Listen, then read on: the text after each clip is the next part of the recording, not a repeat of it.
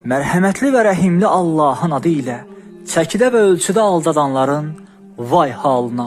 O kəslərin ki, cəmaatdan bir şey aldıqda onu tam almaq istəyərlər.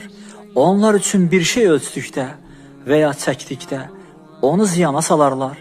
Ayədən göründüyü kimi, uca Allah onları cəhənnəmlə hədələyir. Əbu Hureyra radiyallahu anh rəvat edir ki, bir nəfər Peyğəmbər sallallahu aleyhi və səlləmdən soruşdu: Ey Allahın elçisi, qiyamət nə vaxt qopacaq?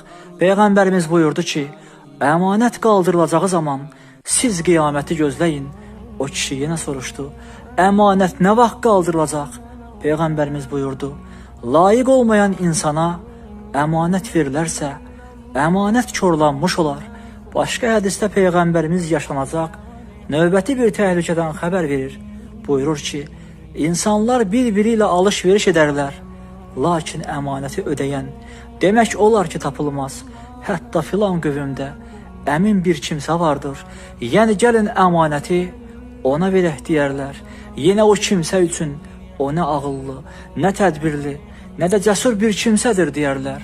Halbuki həmin kəsin qəlbində xardal dənəsi qədər iman yoxdur. Başqa hədisdə xəbər verilir ki, şərli insanlara etimad göstəriləcək. Peyğəmbərimiz buyurur ki, qiyamətdən öncə aldadıcı illər olacaqdır. O illərdə doğrular yalan, yalançılar doğru danışarlar. Güvənilən bir kimsə xəyanət edər, xain kimsəyə güvənlər və dəyərsiz kimsələr söz sahibi olarlar.